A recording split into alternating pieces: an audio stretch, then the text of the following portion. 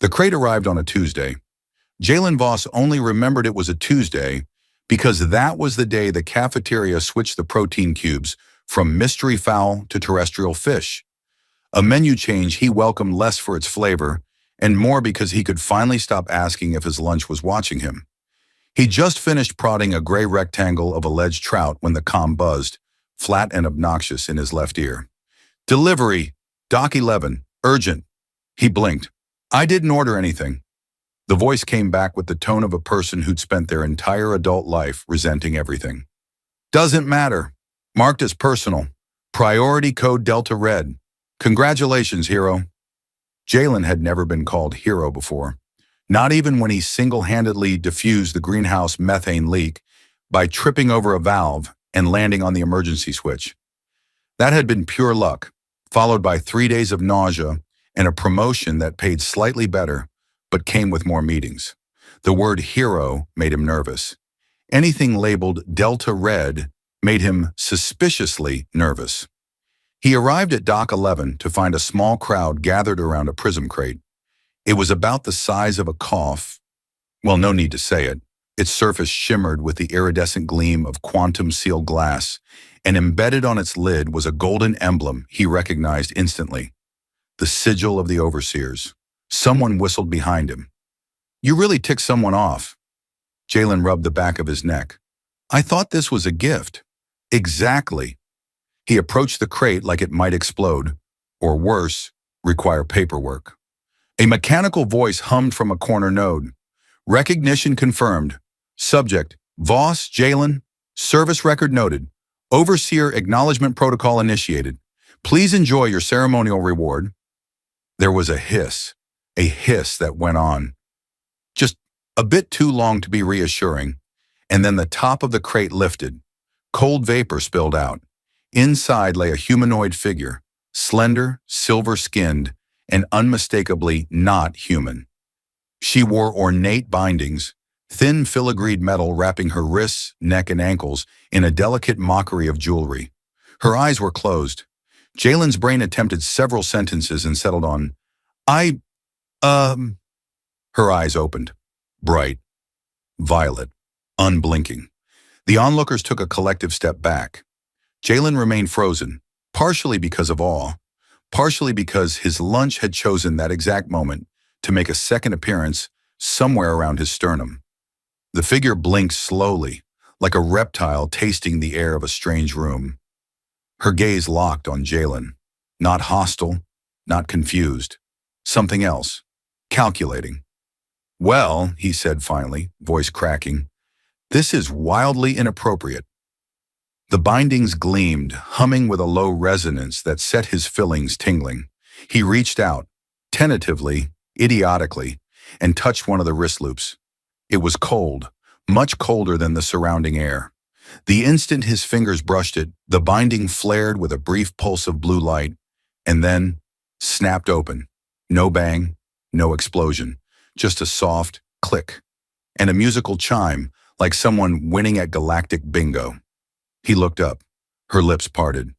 "Now," she said, voice like wind through vibrating glass, "they'll hunt you too." Jalen blinked. "Sorry, who will what now?"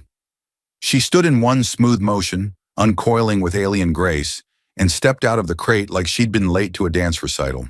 The bindings, now inert, fell to the floor with a pathetic jingle. The crowd dispersed faster than free donuts at a miners' union meeting. Jalen opened his mouth to ask something coherent, but all that came out was, "I didn't mean to do that." She tilted her head. "Then you are either a fool or a liar." "I'm a botanist." She blinked again, unimpressed. Alarms began to blare somewhere in the colony's upper levels. Not the usual hull breach, everybody panic sort, but the more bureaucratic, somehow more terrifying tone of unauthorized asset breach. Jalen looked around. She stepped closer, eyes now glinting with something new, anticipation. "Well," he muttered, "I suppose we're going to run now?" She didn't answer. She just smiled. Jalen ran like someone who'd spent the last 5 years avoiding cardio and now bitterly regretted every elevator ride he'd ever taken. His boots slapped against the metal grates of corridor C9, echoing through the maintenance levels like panicked applause. Behind him, the alarms had evolved into a wailing symphony of bureaucracy. Layered warnings, flashing lights, and one aggressively monotone voice repeating, "Protocol violation 77F. Consequences will be assigned." Sita didn't run. She walked, gliding just a few paces behind him, silent as starlight. She didn't seem out of breath. She didn't breathe, as far as he could tell, which felt vaguely unfair. Every time he glanced back, she was there, with that same faint, unreadable smile, like she was watching a child try to fix a hyperdrive with chewing gum and self-esteem. He skidded around a corner and slammed a palm against the access panel to the old hydroponics bay. The door resisted. Of course it did. It had been broken since the last solar storm. Jalen kicked it. "Open! I still technically work here." The panel buzzed, sulked, and finally slid open halfway, just enough for him to wedge himself through and drag Sita behind him. Inside, the air smelled like damp algae and bad decisions. Overgrown vines crawled along the walls, remnants of a failed terraforming experiment he'd named Operation Leaf Regret.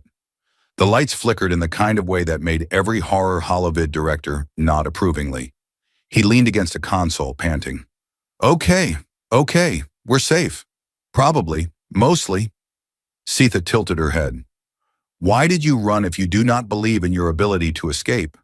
He stared at her. "You know you really don't get small talk, do you?" "I do not require talk of any size."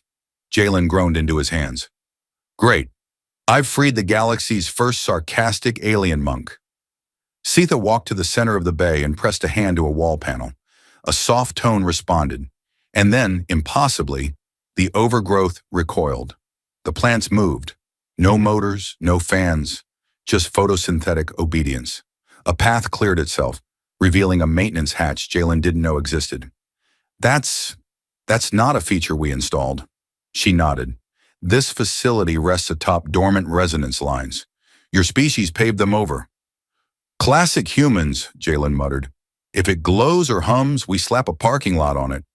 He followed her down the hatch, half expecting to be vaporized by some ancient plant god. Instead, they emerged in a forgotten data tunnel, lined with corroded servers and half-dead wiring. The air buzzed faintly. Sita paused, touched a finger to the conduit, and hummed. The hum wasn't melodic, it was mechanical, but it changed the air.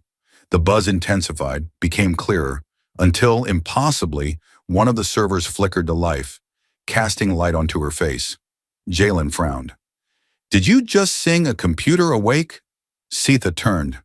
"My people do not sing. We harmonize with the structure of things."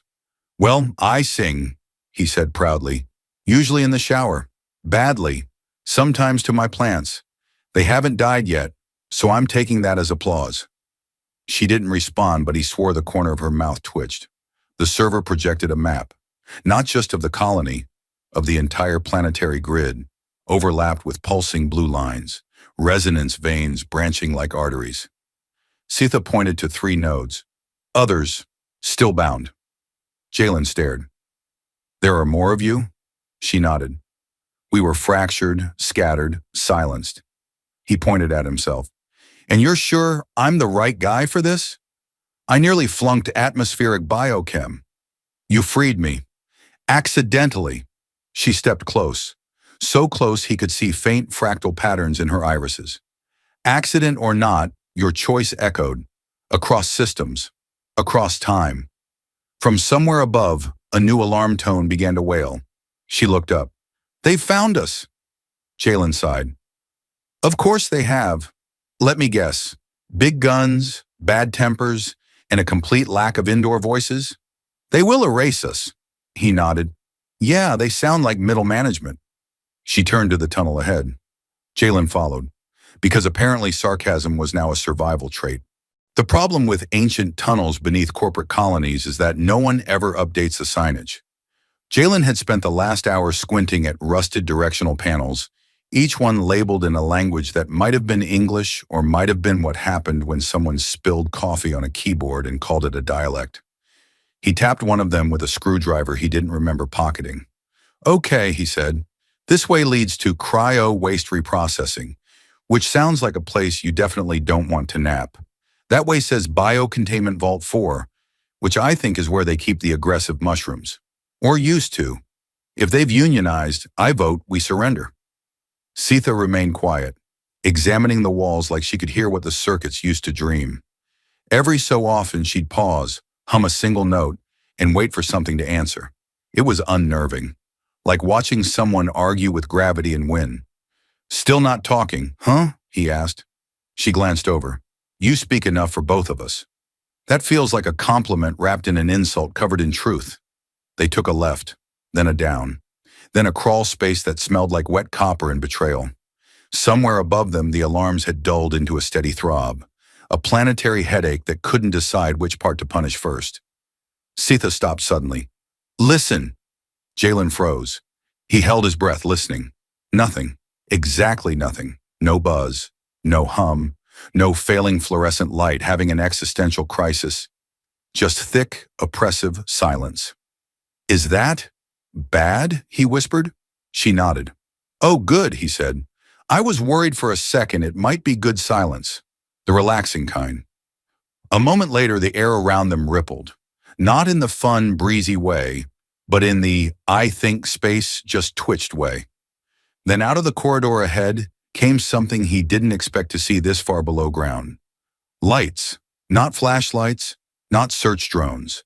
Eyes, 6 of them, arranged vertically, glowing yellow. The thing stepped forward, humanoid, sort of, bulky frame, carbon fiber plating, and limbs like jointed crowbars. It emitted a sound that might have been words if the words had been chewed up and reassembled by a broken coffee machine. Sitha inhaled, not air, but energy. The lights dimmed around them as if offended by her presence. She took one step forward. Wait, Jalen said, tugging her sleeve. What is that? A reclaimer, she answered. Prototype class. Can we unclaim it? Return to sender? The reclaimer raised an arm. A weapon unfolded, 3-pronged, humming with cold plasma. Jalen ducked behind a pipe. Okay, plan. You distract it with your alien space magic, and I'll hyperventilate until something explodes. Sitha didn't reply. She just raised her own hand, fingers spread. The reclaimer fired. So did she, not with a gun, with a pulse, a tone, a note so low it seemed to happen in his bones rather than his ears. The reclaimer's plasma beam bent, and slammed into the wall to the left. Sparks showered down like offended glitter. The machine staggered, recalibrated, then lunged. Sitha moved, fast. She slid beneath its swipe, touched a panel on its chest, and whispered something that crackled with static and ancient vowels. The reclaimer froze, then slowly powered down. Jalen peeked out. Did you lull it to sleep? I asked it to stop, she said. It remembered how. Right, of course. Why didn't I think to politely ask the murder bot to take a nap? They moved past it, deeper into the tunnels. Jalen looked back one last time. The reclaimer stood still, lights darkened, like a soldier remembering a war it no longer wanted to fight. They reached another hatch. This one opened without resistance. Behind it, darkness.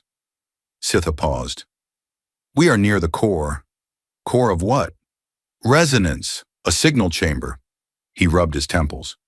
Please tell me this place doesn't have, like, ancient curses or sentient mold or... She stepped inside. He followed.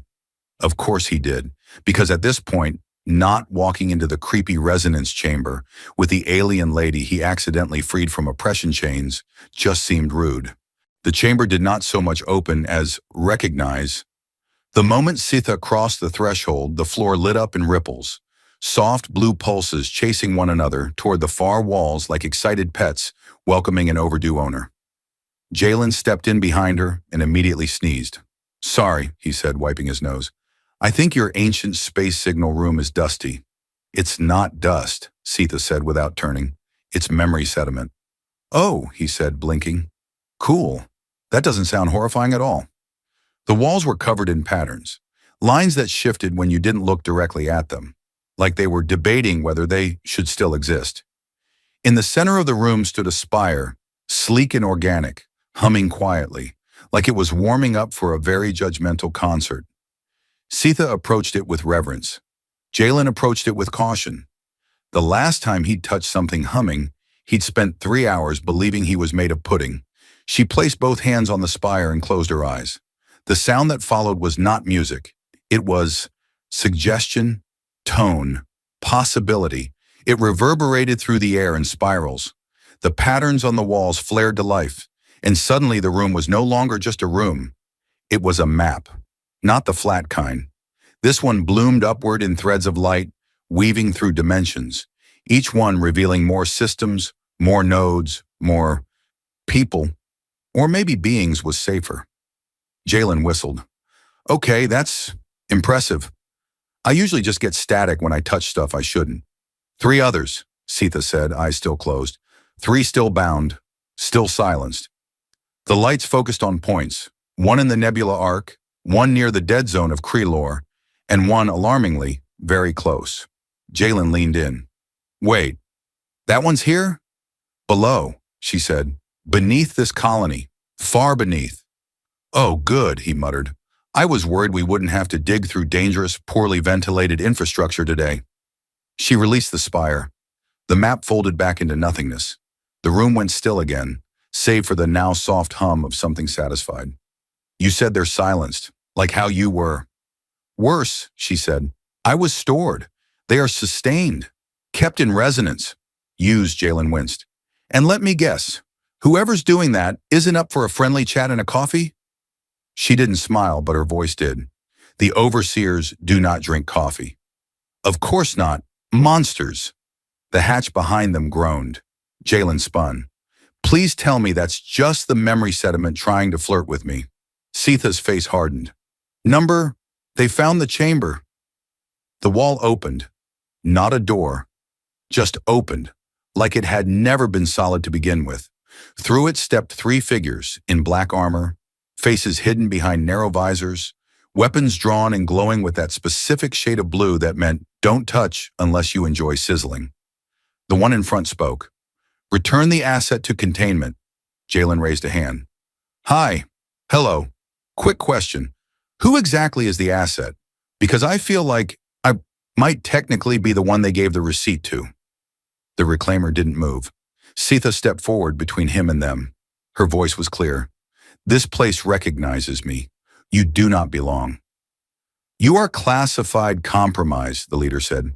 Orders remain, recover, subdue, erase. Jalen cleared his throat.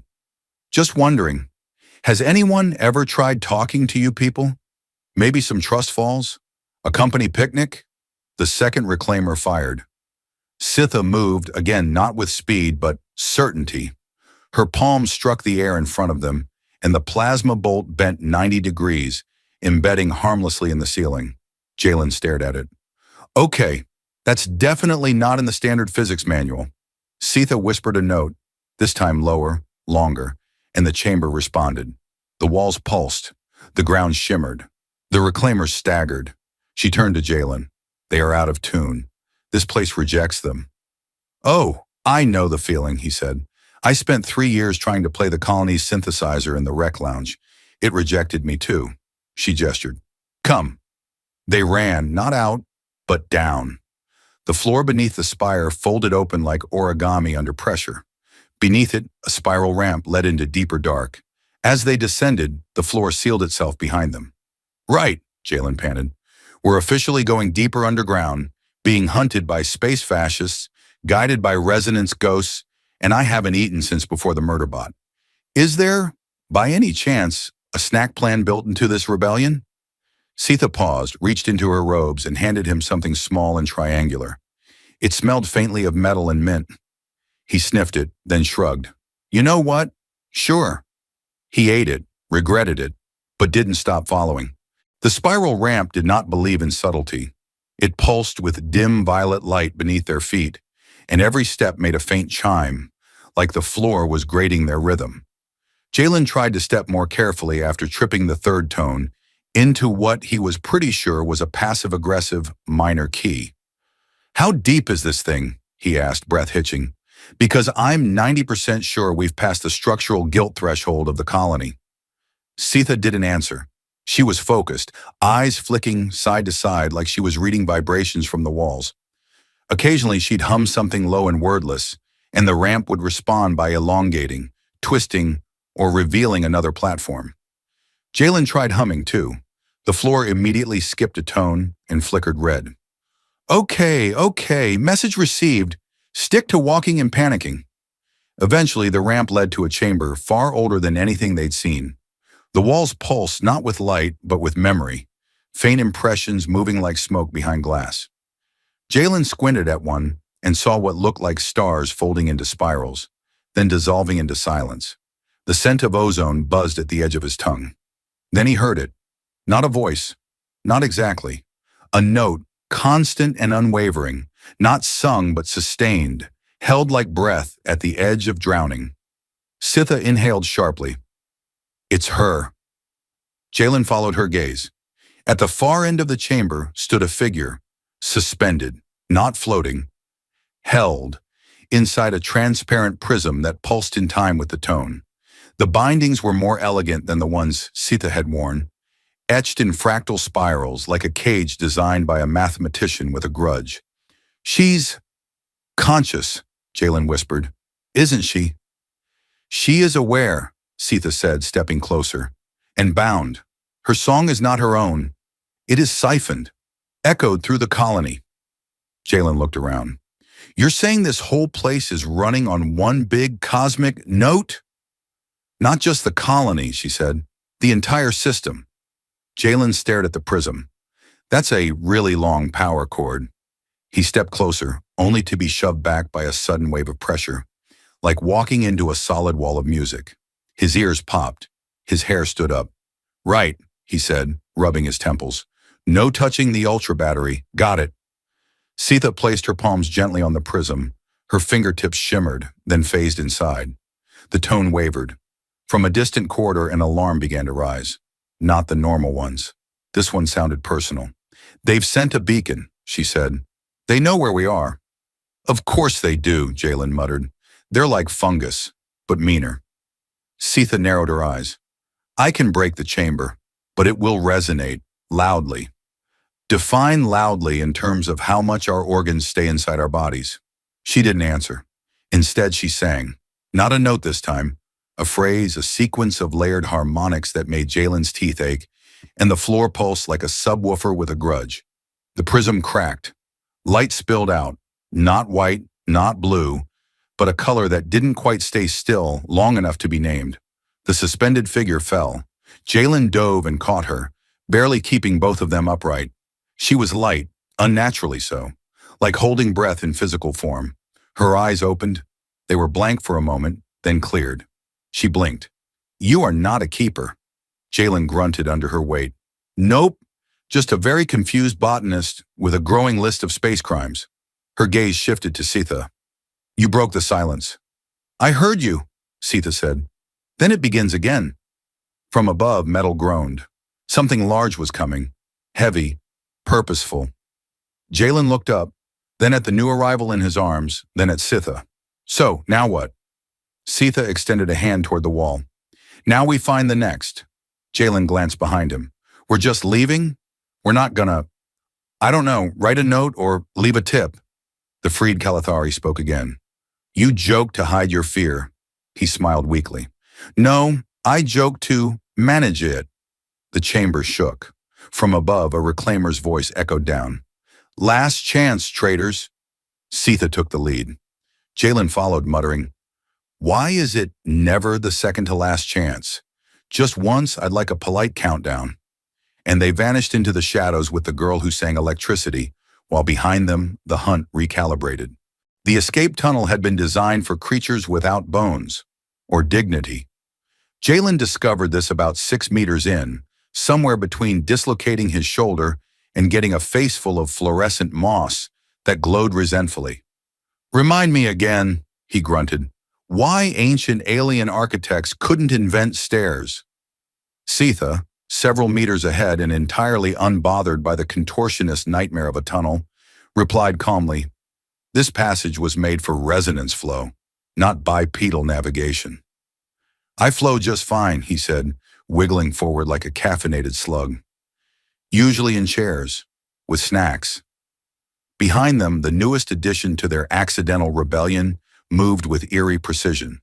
The freed Calathari woman hadn't said much since awakening, aside from casually informing Jalen that his posture was offensive to the energy lines of the universe. I'm doing my best, he muttered as his knee cracked, and my joints are unionized, so that's all you get. The tunnel eventually spat them out into what looked suspiciously like a service shaft, complete with flickering light panels, exposed cables, and a vending machine someone had clearly used for target practice. Jalen immediately stumbled over to it. Please, he whispered, tapping the cracked screen. Something edible, or legally adjacent to edible. I'll take anything. The machine buzzed and produced a packet labeled Crisp Tang Nutri-Wafers, now with 30% more crunch TM. He eyed it warily. Crunch was never the issue. Sitha took the lead again, navigating through a labyrinth of maintenance corridors and half-forgotten infrastructure. The newest Calathari, whose name turned out to be Irel, moved silently beside her. Occasionally, she'd touch a wall and hum so softly Jalen could barely hear it, but the pipes would adjust, lights would flicker into life, or hatches would slide open like obedient pets.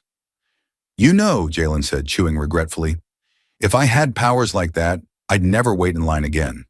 Just walk into bureaucratic buildings, hum at the receptionist, and boom, free transit permit and a latte. They were not meant for convenience, Irel said. Neither were these wafers, and yet, here we are. Eventually, they reached what looked like a data junction hub, a circular room full of dormant terminals and coiled fiber conduits. Sitha gestured to a console and placed her palm on the surface. Lights flickered to life, displaying a network that looked more like a neural cortex than a map. The second one is in orbit, she said. Jalen blinked. Orbit? As in space? Yes, he sighed. I knew this day would come. I was warned the moment I became an unwilling liberator of alien energy sorcerers that one day I'd be launched off planet by people who don't believe in elevators. There's a cargo shuttle, Irel said. Unmonitored. If we reach it before the next sweep, we can launch undetected. Unmonitored shuttles always sound like a trap, Jalen said, cracking his back. But I've already broken a dozen laws, so what's one more cosmic felony?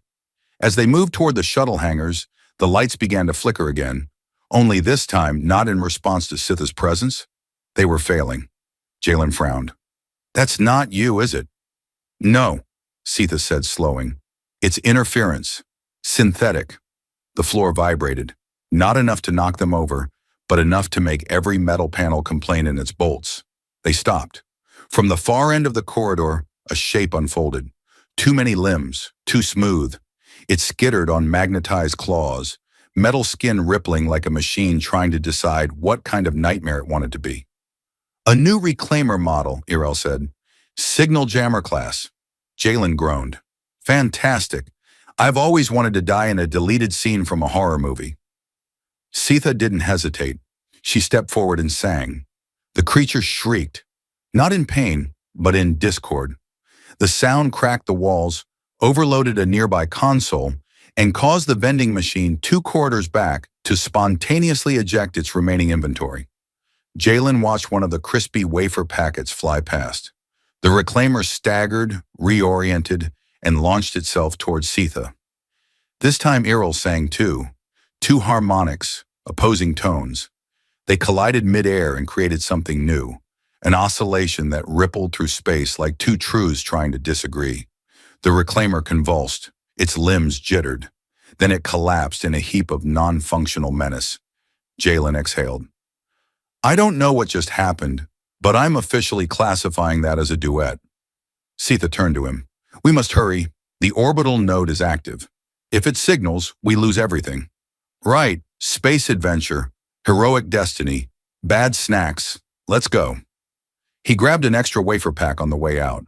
For morale, the orbital station looked less like a gleaming fortress and more like someone had glued a dozen satellites together during a particularly inspired bout of cosmic arts and crafts.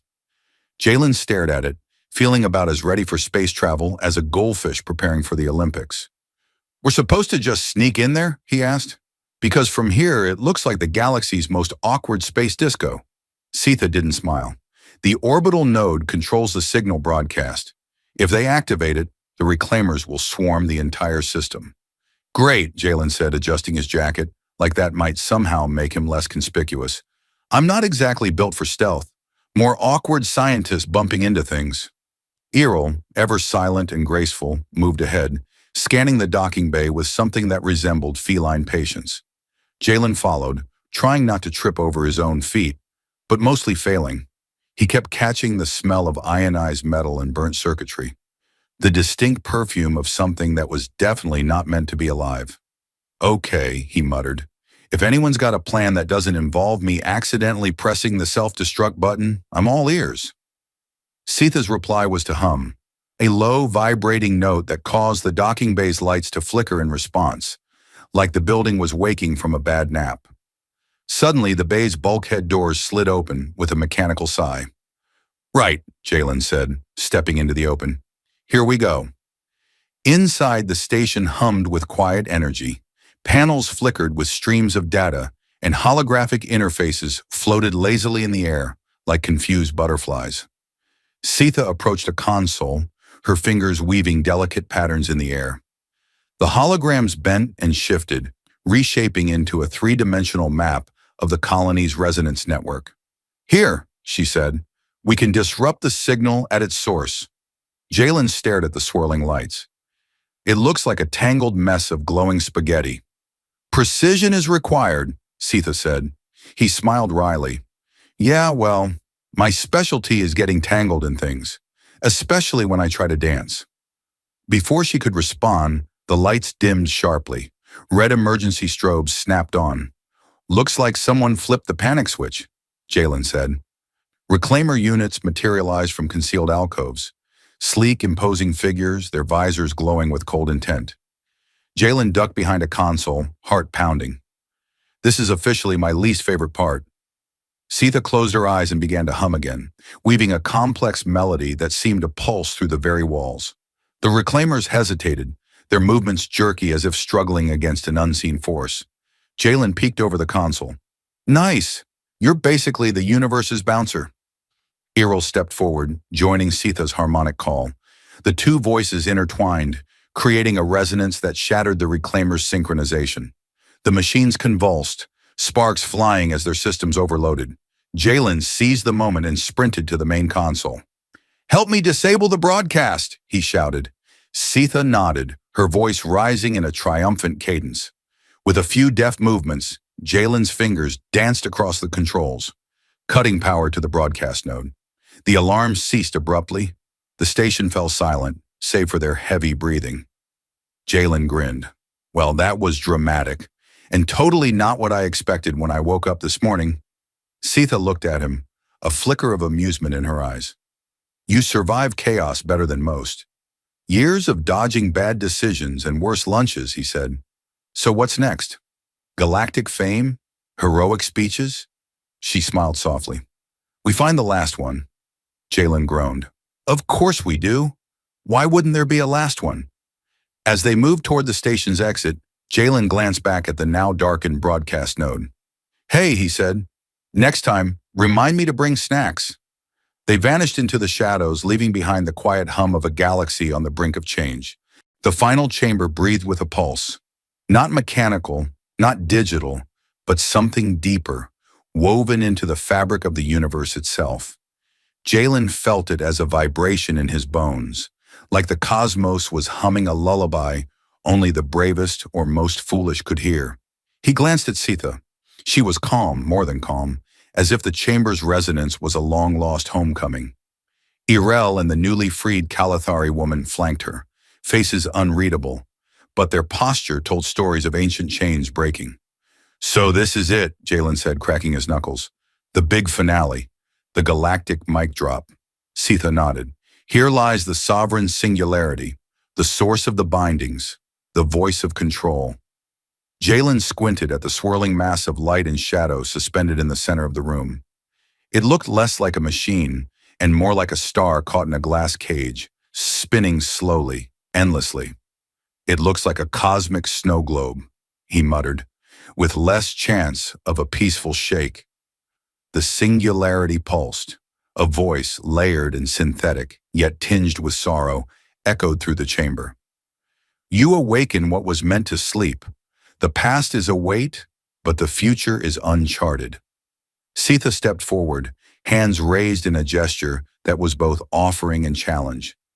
You hold Kalathari consciousness within you. You were the jailer and the prisoner. The singularity shimmered, and from it emerged flickers. Ghosts of ancestors, echoes of memories, fragments of rebellion. Jalen cleared his throat. I don't suppose any of you have a manual, because I'm not exactly sure how to negotiate with an existential AI cloud. Sitha smiled faintly. It is not negotiation. It is harmony. She began to sing, notes weaving through space and time, fragile yet unyielding. Her voice embraced the singularity's core, unraveling centuries of control thread by thread. The chamber responded. Light and sound intertwined, creating a dance of liberation. The singularity pulsed once, then fragmented, scattering into sparks of freedom. Jalen felt it. A release, a shift. The weight of silence lifted from the universe. Around him, the freed Kalathari began to hum softly, their voices a rising chorus of life and light. He looked at Sitha. So what happens now? Galactic peace? Award ceremonies? Less paperwork? She laughed, a sound like wind through crystal. Now we rebuild. Together. Jalen grinned. Sounds like a nightmare, and a dream rolled into one. As they ascended from the chamber, the stars outside burned brighter, not just in the sky, but in the hearts of those awakened. Back on the surface, Jalen found himself changed. No longer just a botanist hiding in data and plants, but a reluctant herald of rebellion and hope. He scratched his head. You know, I always thought the universe was too big for one guy to make a difference. Sitha smiled. Sometimes all it takes is one spark. Jalen looked out at the horizon, where dawn was breaking over a world ready to listen.